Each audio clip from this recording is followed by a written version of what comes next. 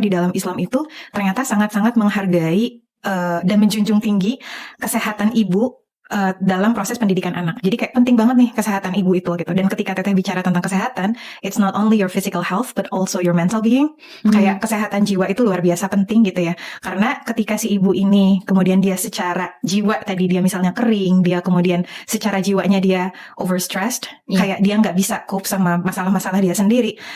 It's going to be really really difficult to connect with your children, to be present, untuk kemudian menunaikan si hak-haknya anak. Dan itu kayak buat Teteh salah satu yang sangat surprising. Jadi ketika di luaran sana banyak orang bilang, oh ya kita nih harusnya self love ya sebagai ibu, kita harusnya self care. Sebetulnya di dalam Islam itu sudah disampaikan lebih dari 1400 tahun yang lalu bahwa sebagai seorang ibu itu penting loh bagi kita untuk makan yang benar. Penting loh bagi kita untuk tidur.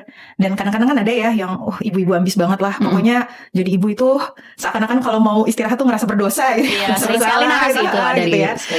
Actually no, it is your need gitu ya untuk kemudian istirahat. Untuk olahraga ya berapa banyak ibu-ibu terutama kayak generasi milenial mungkin ya, kayaknya kalau mengalokasikan waktu untuk dirinya sendiri tuh kayak ngerasa yang kurang all out untuk anak, padahal itu penting loh buat dia untuk menuntut ilmu misalnya. Di dalam Islam menuntut ilmu itu ya terus menerus gitu ya, mau kita kemudian sesibuk apapun ya kita bisa terus belajar untuk berkarya, bermanfaat. Kan sering tuh dibentur-benturkan ya antara ibu ya itulah pokoknya gitu ya, ibu bekerja di kota-kotakan, ibu rumah tangga, dan pemikiran bahwa kalau udah jadi ibu, kalau mau jadi muslimah yang baik berarti kamu gak bisa ngapa-ngapain. Dan itu sebetulnya it's pretty scary back then gitu ya. Kayak Teteh takut banget bahwa nanti kalau jadi ibu gak bakalan bisa ngapa-ngapain.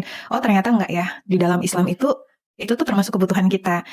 Termasuk kebutuhan kita untuk menuntut ilmu, termasuk kebutuhan kita untuk menjaga hubungan sosial kita di masyarakat, termasuk kebutuhan kita untuk berkontribusi sesuai dengan kapasitas kita masing-masing.